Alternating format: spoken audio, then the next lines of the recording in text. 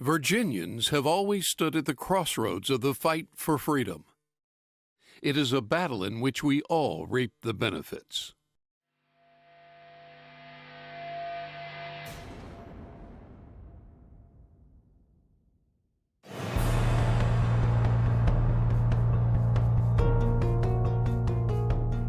After the horrific attacks on September 11, 2001, the world changed, and the impetus towards a global war on terror was initiated. The early operations in Iraq were conducted by a multinational force led by the United States, with troops from 37 countries and the United Nations. The objective was to topple the government of Saddam Hussein. This mission was accomplished, but the invasion soon turned from conventional warfare to an insurgents' guerrilla warfare, leaving coalition forces fighting against enemies bent on terror and civil war.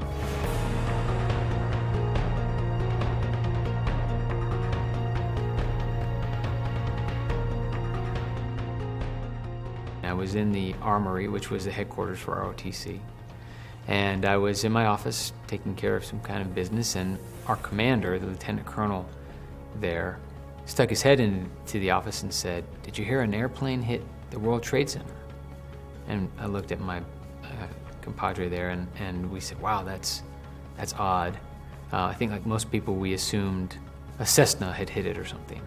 And then we heard that another one had hit, and then shortly thereafter, that the Pentagon had been hit by an airplane too. Well, the trajectory of my Army experience has just changed. But I think the turning part for us in basic training in AIT, because I went straight through, was September 11th. And then all of a sudden we see everybody, all the drill sergeants who are off showing up, the company commander, and we're looking around going, what did we do? We never see all these people here. What did we do wrong? It wasn't just training, it was real life application, because we had people that literally graduated basic training AIT, and 4 days later they were in Afghanistan. When 9/11 happened, it was kind of one of those look to your left and look to your right and know that a lot of your best friends are getting ready to go off, and you could see the war coming. So I'd say within 5 days, I'd walk down to Kilbourne Hall and raise my hand and to go in. At that point, I knew sooner or later we were heading to war.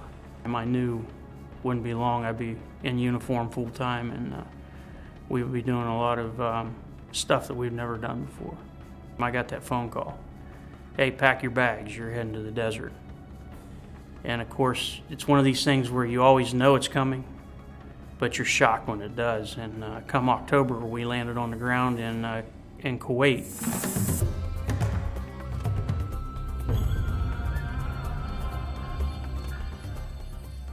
A lot of thoughts go through your head. A lot of thoughts. Did I tell everybody I loved them before I'm leaving?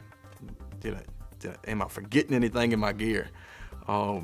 Is there anything that I should have done that I didn't do? There was some things that I did do that I shouldn't have done. But there's a whole lot of thoughts, and you're saying a whole lot of prayers. I hope you get there. Hope you get there safely, and I hope you get to come back safely. And they told us to plan on losing anywhere from 30 to 50% of our aircraft the first night of the war. When the first night of the war actually broke out, we launched our first flights about midnight, and we did very well. And our aircraft flew out, and this was the long, I think it was like a 4-hour each-way mission. And we had absolute radio silence, so there's no communications with the aircraft once they were airborne. And we thought we had lost them, and we were just sitting there watching the sky, waiting for them to come back. And it had to have been among the 45 longest minutes of my life, because we were just like completely sweating bullets, afraid that we had lost 2 aircraft, and we didn't. They showed up, and we didn't lose any aircraft at all. This is the real deal. To go 6 miles, it took us about an hour and a half. When the first round goes off that you have to fire, you realize it's game time. You really realized it was game time. And you were praying and fighting at the same time. A lot of the guys that was there had never seen combat, thought everything was a joke up until then. There was no more joking after then. That first day of fighting, that was a big shocker. Big shocker.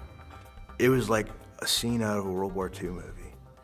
There were spent shell casings everywhere. It was a little bit of a sandstorm too. There were spent artillery casings laying in the road. It was just complete chaos. Prisoners were being gathered up by some of the American soldiers who were still there. We got mortared the day I got there. We would receive between 5 and 6 mortars a day. It wasn't a very good place to be, and at that time there was a lot of stuff going on in Fallujah. We also had Tal Afar. Baghdad had already fallen. Saddam Hussein was in the process of being captured. He was on the run. And the security situation in Iraq was quickly turning into something that nobody had really wanted to see.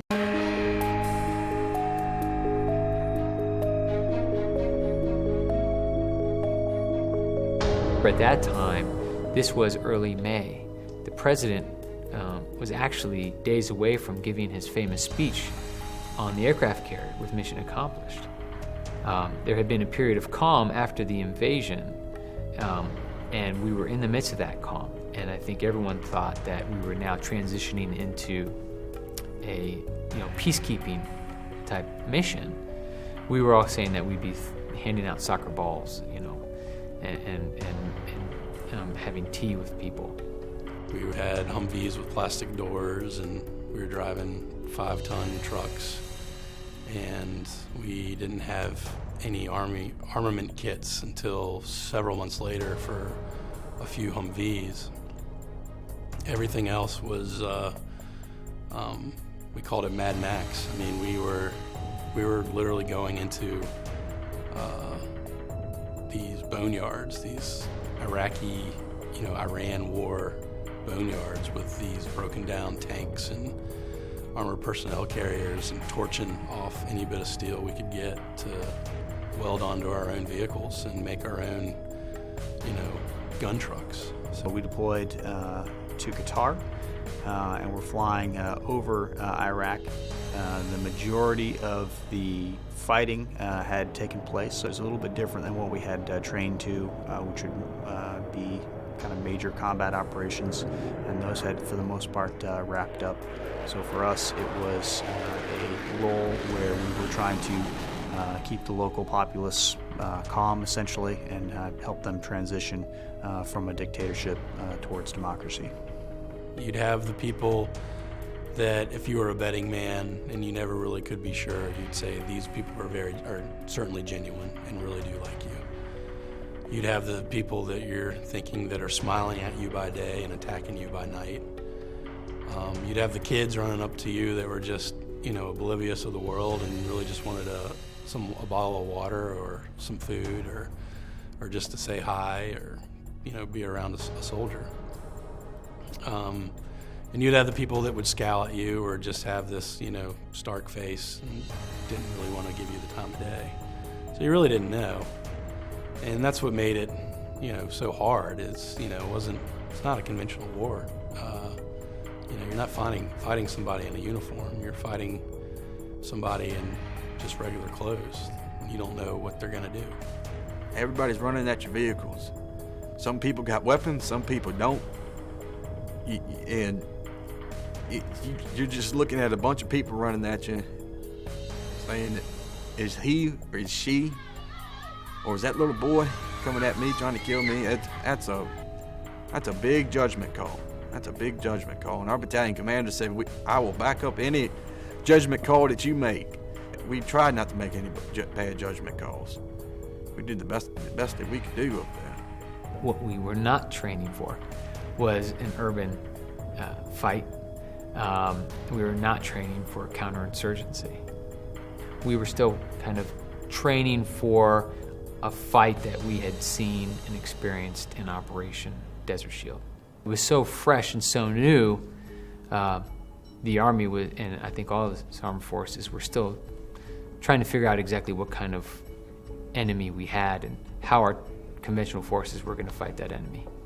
But this reminded us that, no, it's a dangerous place. And in fact, that was the beginning of what sort of became the insurgency that we encountered in Iraq for many years to come.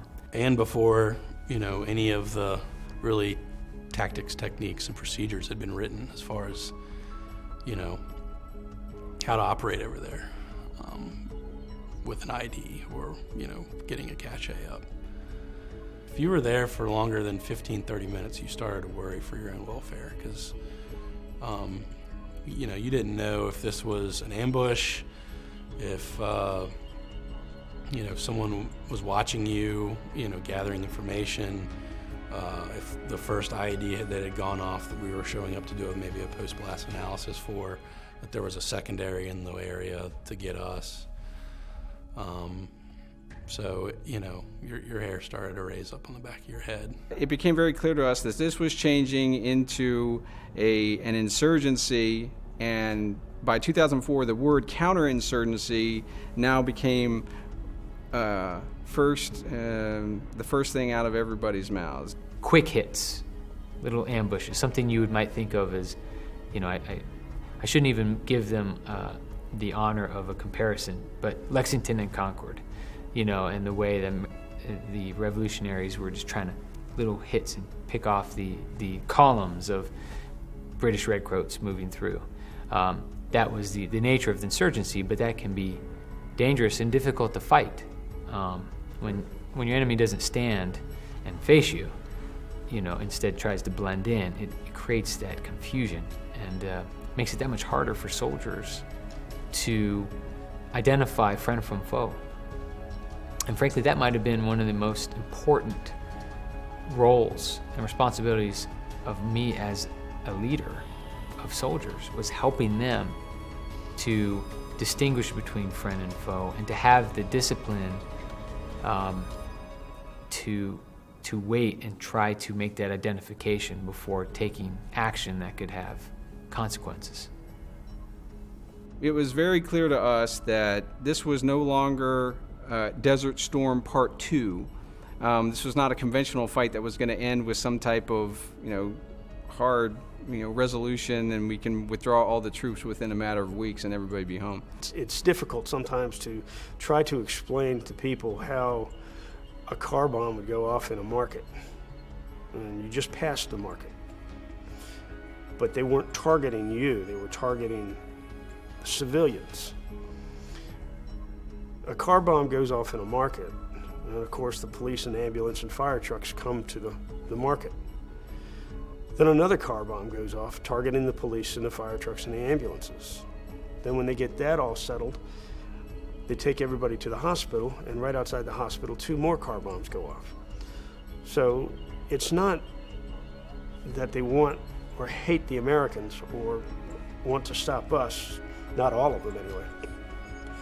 But it's a conflict amongst the country between religious sects, and that's basically all it is. It's you'll hear in the news where a car bomb went off in a Shia district, or a car bomb went off in a Sunni district.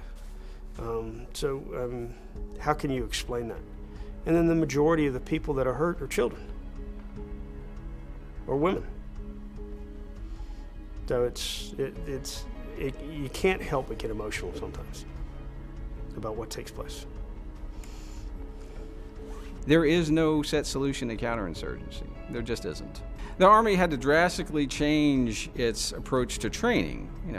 For the longest time, for decades, the Army had been training for a large-scale conventional fight in World War III.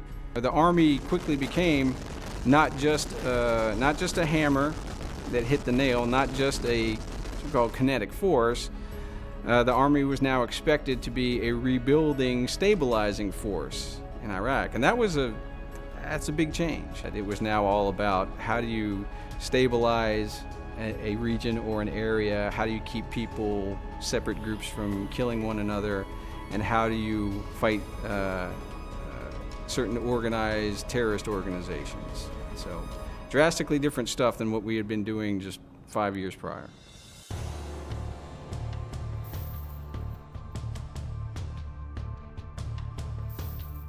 the folks that you deploy with, it becomes your extended family after, you know, living together for all that time, sweating together, weeping together, praying together, you become an extended family. You know, losing soldiers and, you know, people, I mean, it's a rough business. We have a rough job, but it is, you know, you wear it on your sleeve when you lose the soldiers. It's tough business.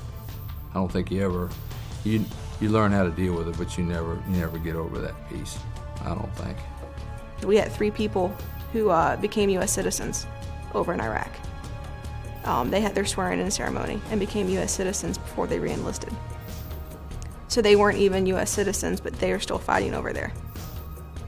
And I think that's kind of a thing that we're going, wow, I've had the entire freedom and liberty my entire life, and you take it for granted. And then you realize what you have when you're over there when you don't have access to modern comforts, and then you have somebody who's never really known it is still willing to go fight for a country he technically doesn't belong to, and then swear allegiance in a war zone to the country. You knew that you were serving your purpose there. You felt good about them 50 stars on that flag. You felt really good about that flag at that point. You know, that was, you had the weight of a nation on your hand. Everybody felt like that too, you know. That really, really, really guts you when you got a 15-year-old boy laying in your arms.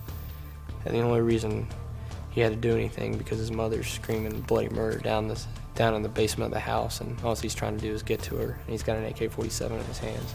He was calling us infidels, and he kept saying over and over, don't harm my mother, don't harm my mother. And the last thing he said, I will kill you, and he leveled the rifle at me and my RTO, and what else are you gonna do? I mean, so that was the hardest thing for me.